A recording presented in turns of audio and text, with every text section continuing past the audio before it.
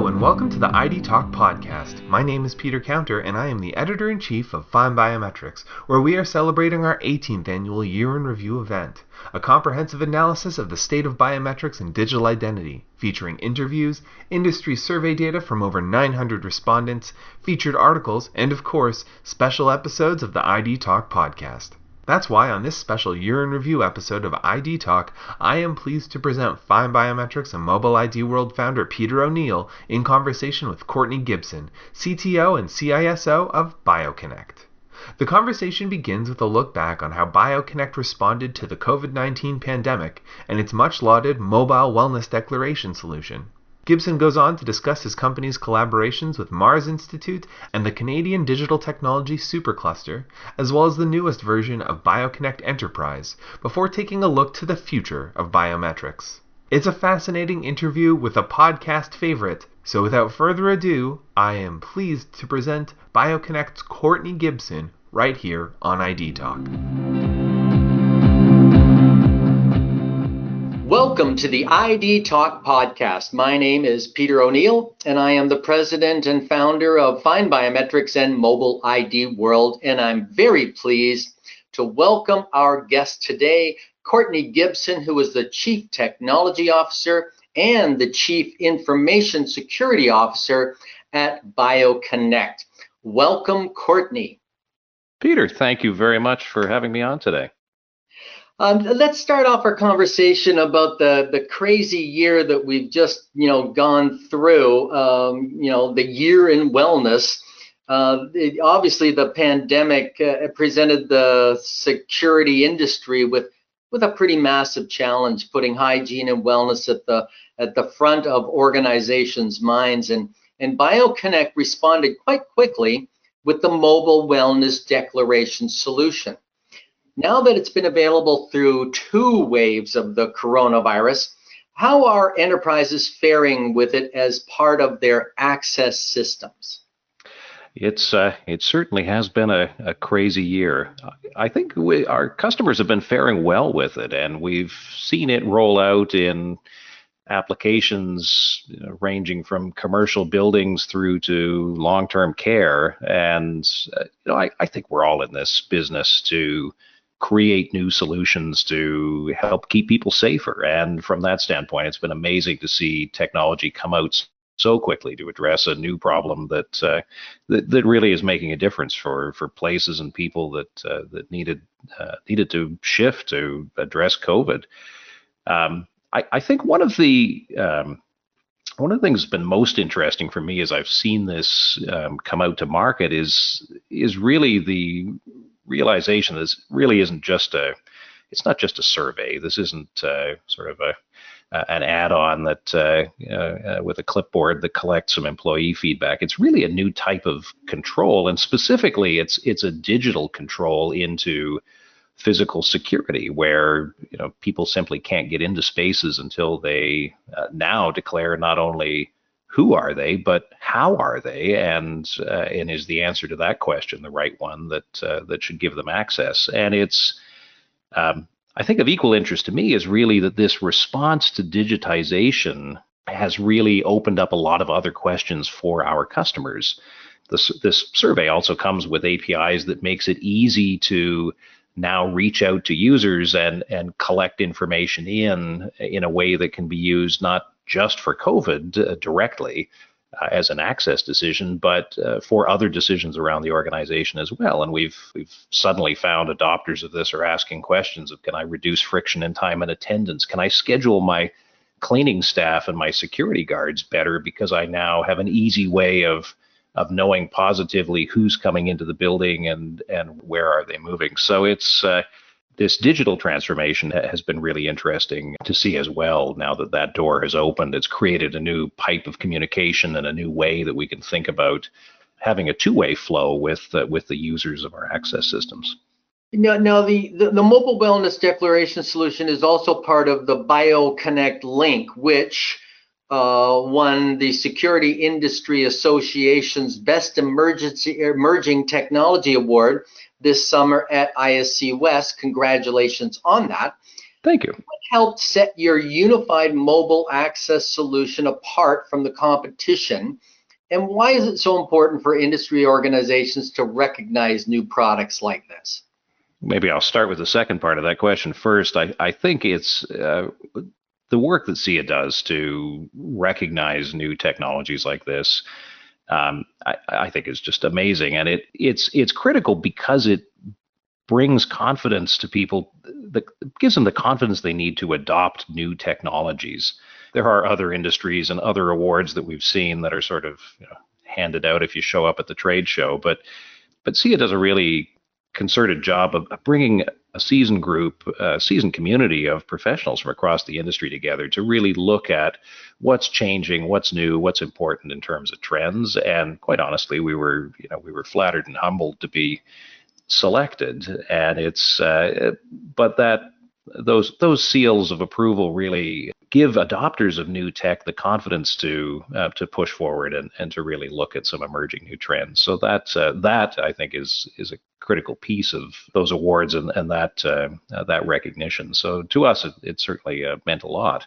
I think I can't speak to what happened in judging rooms, but I suspect one of the things that helped set us apart was really that we've worked incredibly hard over the last couple of years to put this technology together really in a way that makes it very easy to consume change. And that really was one of the underlying things that we were looking at with this product was how do we help people along the process of transformation, but do it with tools that they're already using and interfaces that their users are already familiar with. How do we bring together a bunch of existing technologies, but do it in a way where we can really build some new security and shift the conversation forward on technology change. So it was a huge honor for us, and it was helpful in terms of opening doors to connect some people with the work that we've been doing. Well, I couldn't agree more about SIA and their role in our overall industry. They're really one of the few big orgs that accomplishes so much, and we work actively with them. So totally in agreement on that front. Now, vaccines rollouts have many predicting that we will have the bulk of the pandemic behind us by next fall. What is the role of a solution like wellness declaration in a post-pandemic security landscape?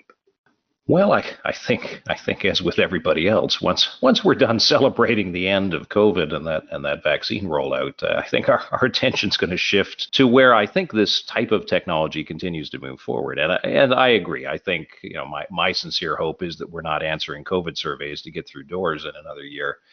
But I think there will continue to be, as I sort of phrased it earlier, I think there will continue to be a how are you component to access control for a while.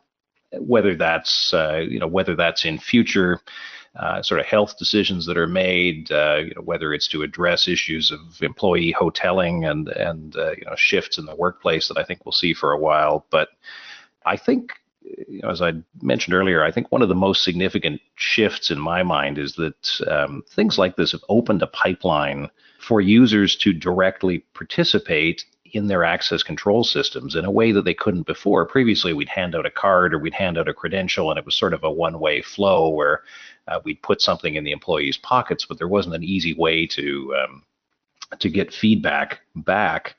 And I think there's a few emerging trends that marry very well with this this creation of sort of a two-way flow with users of access control systems. I think as AI and as biometrics continue to grow, privacy legislation is going to continue to grow around them. And as new technology comes out, it means that we will have a continuously shifting consent landscape that we need to navigate with the users of our systems. We need to keep up with explaining to the users of our access control systems what data is being gathered, how it's being used, what our retention policies are, and get their consent. And I think creating a channel into the pockets of our users means that we have a very easy way as we move technology forward to move the privacy and compliance conversations forward in a very easy manner along with it. So that's one of the things that we're certainly looking at, evolving from sort of starting with simple surveys today.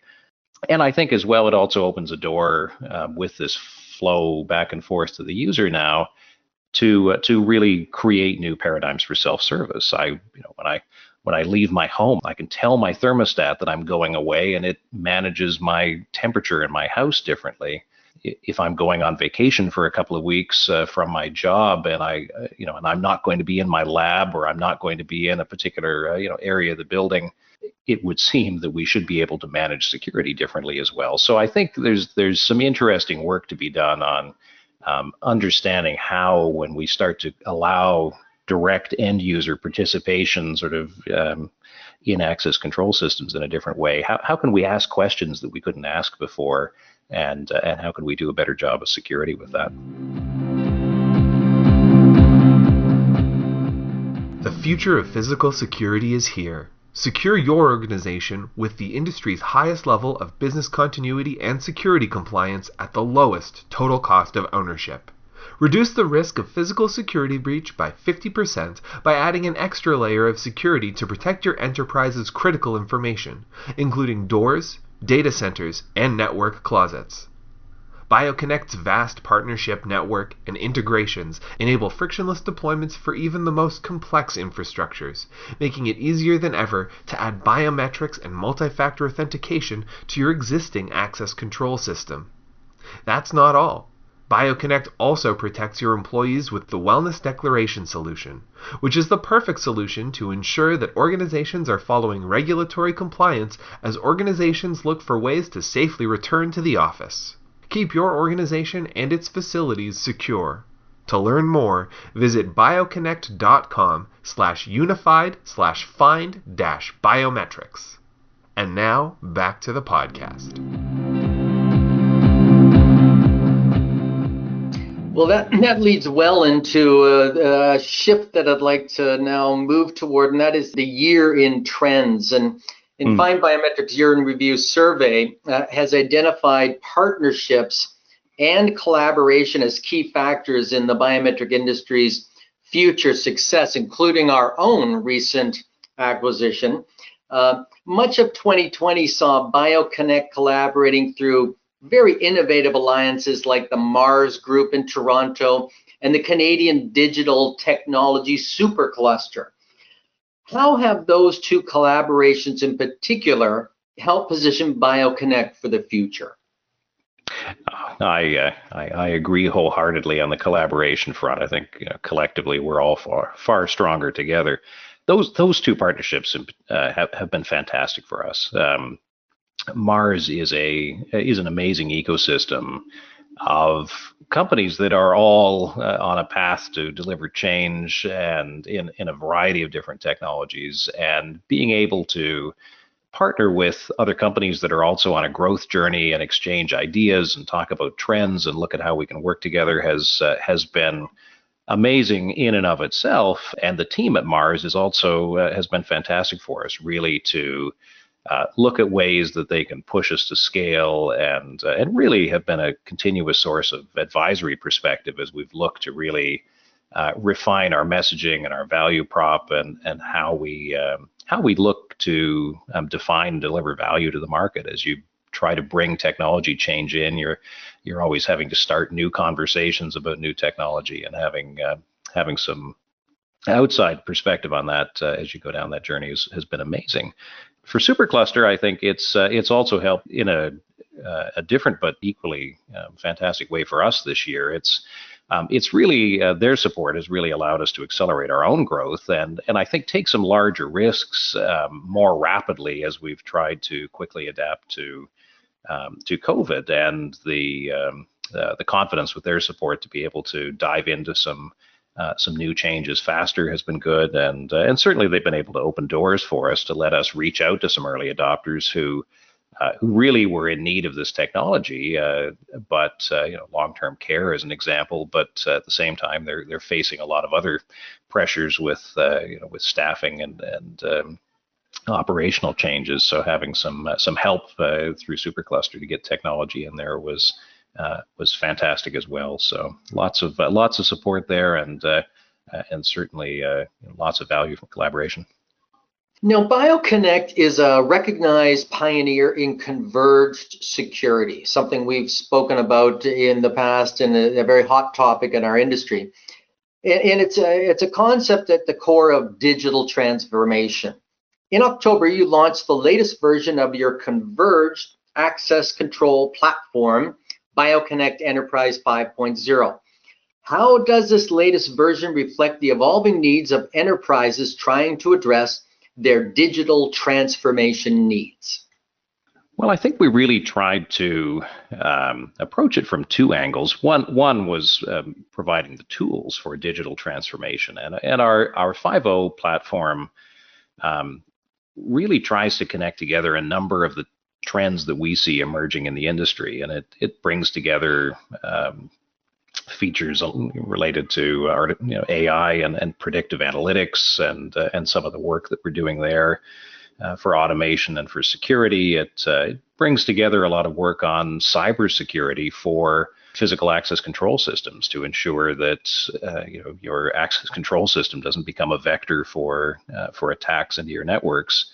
And we're tackling issues related to privacy and cloud and IoT as well. So on one side, 5.0 for us represented a rollout of tools that we believe will really help people tackle the change coming in digital transformation. But digital transformation really is a journey that everyone is on a different point on that path. And in order to evolve, there's for every enterprise, there's operational change, there's technology change, there's user behavior change that you need to drive within your enterprise, and that takes time and it takes energy to get there. And I think for us as well, our 5.0 platform really tries to do something different in terms of providing a consumption path for those customers to move along their journey of digital transformation at a pace that makes sense to them. Not everyone is ready to immediately jump to the cloud or to start changing, introducing new technology into users' pockets or shift their operational behavior, and it'll take some time for some people to move along that path. What we've really tried to do is extend our previous work with our on-prem system and make it a seamless experience for users to start to consume some of these new technologies. So, if you want to start to use mobile, if you want to start to use cloud-based data analytics, if you want to start to use more advanced privacy or compliance tools, it doesn't require you to move data off your premise onto the cloud. It doesn't require you to uninstall some piece of software and move it somewhere else. It doesn't require you to move your devices and reconfigure them all to point to a cloud service. We're keeping our main on-prem service where it is, and it's continuing to provide the core functionality that our users have always enjoyed. And we're building out new features in the cloud, but we're doing it in a way where your on-premise system can just flip a switch and start to consume what you need, rather than forcing people into a particular path or a particular shift that they may not be ready for. Boy, Courtney, I think we could spend a whole podcast just exploring all of that in much more depth, because there's a number of things you mentioned in there, that it's such a fascinating topic, and it's one we've been following for quite some time. But another trend that we've seen accelerated by mostly the pandemic is the enthusiasm for touchless biometrics. Mm-hmm. Now, BioConnect Enterprise 5.0 supports Suprema's new Face Station F2 biometric terminal, which is a contact terminal featuring Fusion multimodal biometrics. What are the important things to look for in a contactless biometric solution, and what deployment scenarios are best suited for that kind of security? Well, I think there's really three layers to making a decision around any technology adoption, and it starts with performance. When we had an opportunity to look at a number of different technologies as we look to pick our next reader to integrate in. And in particular, COVID was front of mind as we were looking at people's needs to not only bring in new touchless technology, but also couple it with the potential need to do thermal scanning or deal with people wearing face masks and how that interacts with the biometrics. And we spent a lot of time looking at the underlying performance, because there was, we talked about our own rapid changes within our own technology. The whole industry has, had to rapidly adjust to change, and there were a couple of options we looked at that simply, didn't meet the performance standard that we were expecting. And we spent a lot of time with our team looking at the F2 as that came in, and running all sorts of tests of putting face masks into freezers and heating them up, and looking at up in Canada here, it gets cold enough in the winter that freezing eyeglasses and putting them on our faces, and then doing temperature scans and things, just to see really how does the change that we've introduced into some of the biometric technology and thermal scanning and that sort of thing, does it actually work outside of the lab in practice? And we're pleased with the F2. I think part of it is really just looking at the performance that you're going to get out of the system. A platform approach to us has really been central to our approach to bringing technology to market as well. It's technology is a shifting line in the sand. Security is a shifting line in the sand. Compliance and privacy are a shifting line in the sand, and we need to contend with all of those. And we've really shied away from point-to-point integrations that lock into a specific manufacturer. And we have, as we've rolled out various solutions over the years, whether they're mobile or for data centers or more traditional on-prem physical access, it's really been a platform-based approach for us that means we can continue to evolve technology and not force our users to do major shifts, but let them sort of gradually introduce things as they need it. And the last for me is really, and I think this is going to continue to be more and more important as privacy legislation evolves, is really a look at how a technology that you're looking at, how does it integrate with your other systems? Is it creating a new isolated island of data or an isolated island of identity that is going to then cause you downstream problems when you need to address privacy or compliance issues? If I have Peter O'Neill in my system as an access card and a fingerprint template, in one building, and another set of access cards for another building, and maybe a facial biometric for a third building, and you have a number of digital accounts as well. If those are all discrete things that someone needs to manually link together, it becomes a real challenge to effectively deploy privacy and compliance controls across your organization. So for us, the unification of digital and physical existing systems and biometric systems means that we can present one pool of identities, and there's one Peter O'Neill that I then need to manage within my system. And if you come with privacy questions, or if I need to answer compliance questions, I'm dealing with one individual and one source of data, which makes things much easier. The future of physical security is here. Secure your organization with the industry's highest level of business continuity and security compliance at the lowest total cost of ownership. Reduce the risk of physical security breach by 50% by adding an extra layer of security to protect your enterprise's critical information, including doors, data centers, and network closets. BioConnect's vast partnership network and integrations enable frictionless deployments for even the most complex infrastructures, making it easier than ever to add biometrics and multi-factor authentication to your existing access control system. That's not all. BioConnect also protects your employees with the Wellness Declaration solution, which is the perfect solution to ensure that organizations are following regulatory compliance as organizations look for ways to safely return to the office. Keep your organization and its facilities secure. To learn more, visit bioconnect.com/unified/find-biometrics. And now, back to the podcast. I'd like to now focus a little bit on the future, if we may, in sort of summarizing our conversation. Let's take a look at what lies ahead for biometrics. And given how transformative 2020 has been, how do you expect biometrics and unified mobile access will play a role in our lives over the next, let's say, 3 to 5 years? Sure. Well, I think in my mind, it's clear there's going to be continued growth. And I think it comes from a number of places. I think distributed workforce is going to continue to create opportunities for biometrics as people are, we previously, maybe unconsciously, had placed a lot of trust in people simply because they were inside a physical building. They'd made it inside, so we'll give them access to things and to data and to places.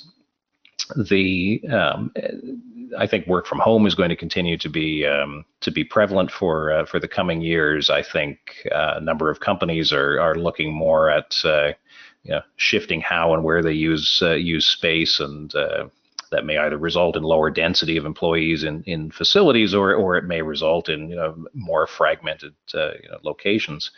As people start to work in more places and as people start to work off campus, the need to move identity in a trusted way out to users, I think, means biometrics is going to continue to play a strong role there. And I think we're going to need stronger identity assurance of other people who come into our enterprises, whether it's contractors, whether it's visitors. I think biometrics will continue to play a strong role there in helping to bridge identity in ways that it hadn't before. I think as well, there's going to be a continued adoption. I think COVID has accelerated the tech adoption cycle for a lot of people, and I think that will inevitably lead to a rise in mobile technology playing into the space as well. And I think what we're going to see there is a rise in mobile biometrics, potentially over traditional mount on the wall reader biometrics, simply because mobile will have a tech refresh cycle that will seem more appealing, I think, for general access applications. So I think that's a biometric trend that we'll probably see continue over the next few years. And as I said earlier, I think bringing biometrics in to allow a unification of digital and physical identity will be important as well. It will allow us to adjust to a shifting compliance and privacy landscape much faster. Well, those are great comments, Courtney, because we're seeing exactly that same kind of thing, and as you mentioned, it's all happening so much faster now, especially the remote aspect of everything.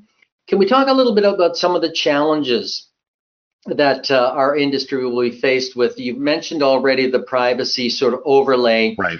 But what are some of the other? With all this growth, as with any industry, we know that rapid growth presents challenges, and often, it requires some sort of catch up to address some of these challenges. But could you spend just a minute sort of reviewing that with us?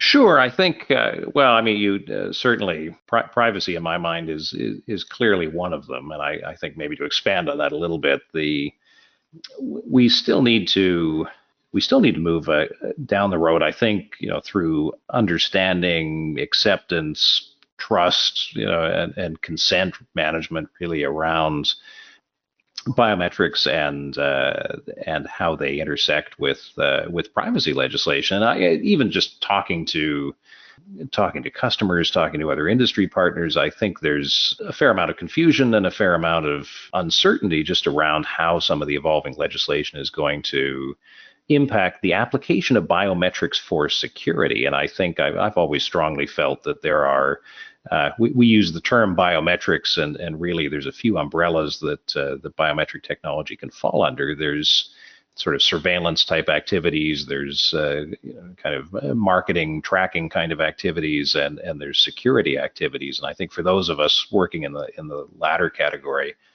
of biometric security, I think we need to work hard now on making sure that we're adopting practices around ownership of biometrics that really belong to the people whose fingers and faces we're using in our systems, we need to work hard on really establishing ownership and stewardship of data and an understanding of flows and technologies so that we can really show to consumers of the technology and the end users of the technology that we can create good, safe controls around how things are being collected and used. So that is certainly one challenge. I think outside of privacy, just specific to access control, I think one of the other challenges is just going to be around looking at the role that technology can play in helping to build more of a sense of continuous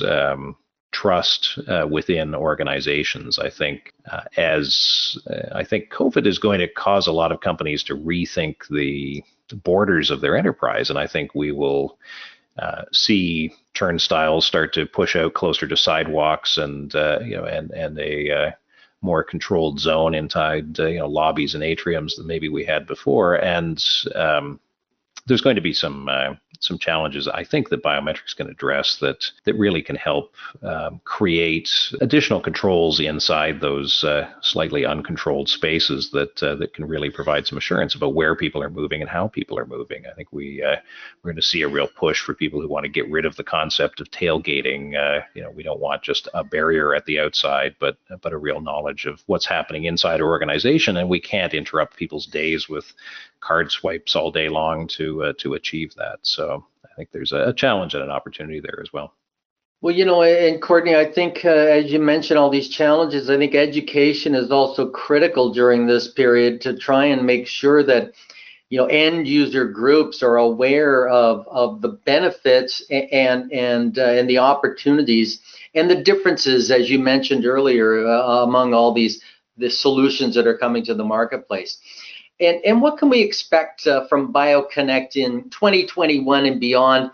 We've been following your company for, 15 plus years, and it's been very interesting to see how you've grown and pivoted and followed the marketplace so well.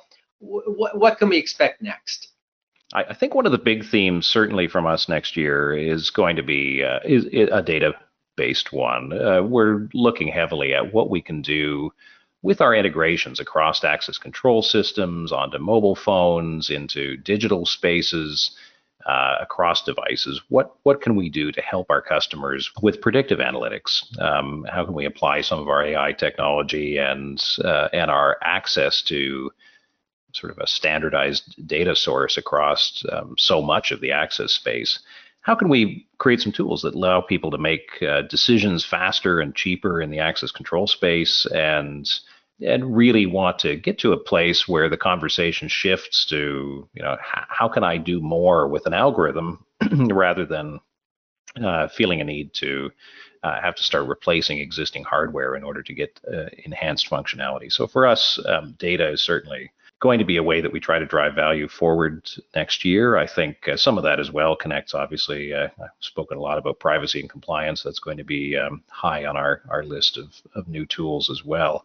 And mobile is the other focus for us, looking at what we can do to push forward some of those functions I've talked about earlier in involving users directly in access control, and what we can do to create new flows out to end users, allow self-service, and look at how we can push forward mobile as a credential alternative to really safely and securely get people into spaces.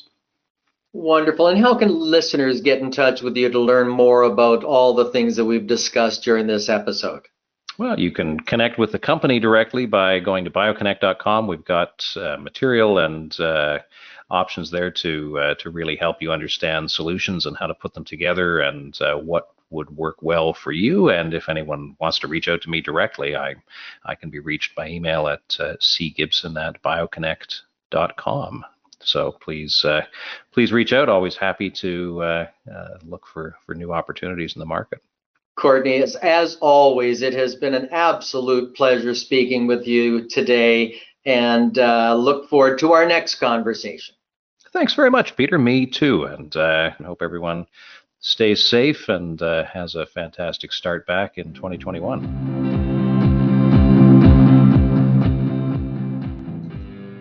And so concludes our interview with Courtney Gibson, CTO and CISO of BioConnect. To learn more about the topics discussed in this episode, visit bioconnect.com.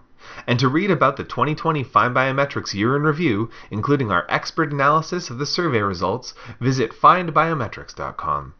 I'd like to thank Courtney for joining us on today's episode of ID Talk, and thank you to Peter O'Neill for conducting the interview. Our podcast theme music is by Logomrad. I have been your host, Peter Counter. Thank you for listening to the ID Talk podcast.